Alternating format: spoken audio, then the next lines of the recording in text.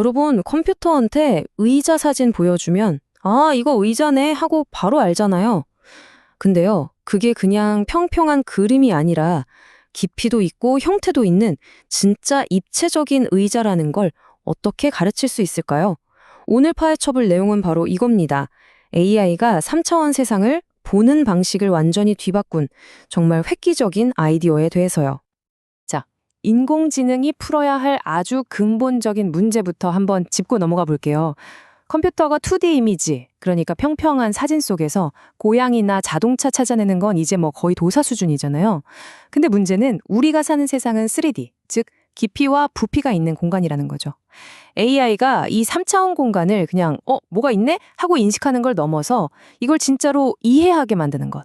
와, 이게 정말 오랫동안 풀리지 않던 거대한 숙제였어요.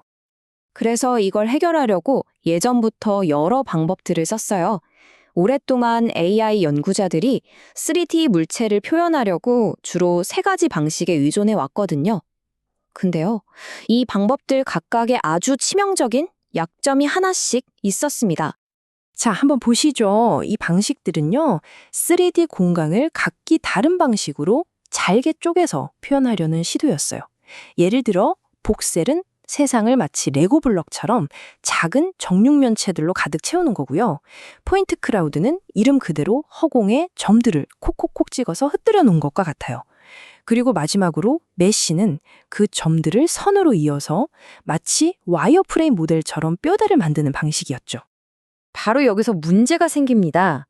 이 오래된 방식들의 핵심적인 문제는 뭐냐면요. 디테일과 효율성, 이 둘 중 하나를 포기해야만 했다는 거예요. 예를 들어 복셀로 좀 더 세밀하게 표현하고 싶다? 그럼 메모리 사용량이 그냥 늘어나는 수준이 아니라 말 그대로 폭발해버립니다. 포인트 클라우드는요? 점들만 덩그러니 있으니까 점과 점 사이의 표면이 대체 어떻게 생겼는지를 알 수가 없어요.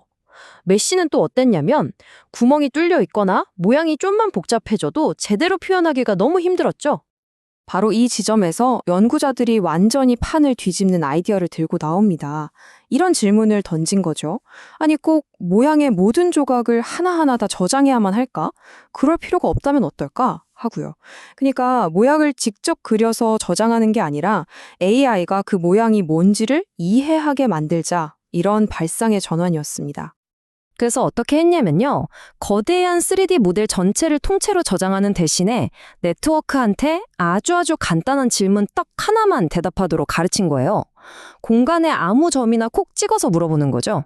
이 점, 지금 물체 안에 있어? 밖에 있어? 정말 이게 다예요. 아니냐, 밖이냐. 바로 이 문장에 모든 게 담겨 있습니다. 이게 바로 그 유레카의 순간인 거죠. 3D 표면 데이터를 일일이 저장하는 게 아니에요. 네트워크의 대답이 안에서 밖으로 혹은 밖에서 안으로 바뀌는 바로 그 경계선 자체가 곧 3D 표면이 된다는 정말 기가 막힌 발상의 전환이었습니다. 그리고 이게 바로 아까 우리가 얘기했던 그 근본적인 문제를 완벽하게 해결해버립니다. 더 이상 거대한 복셀 덩어리를 메모리에 올려둘 필요가 없으니까 메모리 부담은 확 줄어들고 해상도는 사실상 무한대가 되는 거예요. 정말 놀라운 디테일을 아주 적은 메모리로 구현할 수 있게 된 겁니다. 자, 그럼 이 똑똑한 아이디어가 대체 실제로 어떻게 작동하는 건지 그 원리를 한번 들여다볼까요? 훈련 과정은요, 사실 우리가 어릴 때 하던 뜨겁다, 차갑다 게임이랑 똑같다고 보시면 돼요. 네트워크가 공간의 무작위로 점을 콕 찍어봐요. 그리고 물어보는 거죠. 여긴 물체 안쪽이야? 정답이 응, 안쪽이야 하면 뜨겁다. 아니, 바깥쪽이야 하면 차갑다. 이런 식으로 계속 정답이랑 맞춰보면서 점점 더 정확하게 진짜 모양의 경계선이 어디쯤 있는지 감을 익혀 나가는 겁니다. 이렇게 훈련이 끝나면 아주 영리한 방법으로 3D 모델을 추출해냅니다. 무식하게 모든 공간을 하나하나 다 확인하는 게 아니에요. 일단 낮은 해상도로 큼직큼직하게 훑어봐요. 그래서 표면이 대충 이 근처에 있겠는데 싶은 곳을 먼저 찾아냅니다. 그런 다음에 바로 그 경계 부분만 딱 집어서 해상도를 높여 더 자세히 들여다보는 거죠. 이걸 계속 반복하면서 점점 더 디테일한 표면을 찾아내는 겁니다. 그러니까 낭비 없이 핵심에만 딱 집중하는 정말 효율적인 방식인 거죠. 자, 이론은 정말 그럴듯하죠? 근데 이게 실제로 기존 방법들보다 얼마나 더 뛰어난 성능을 보였을까요?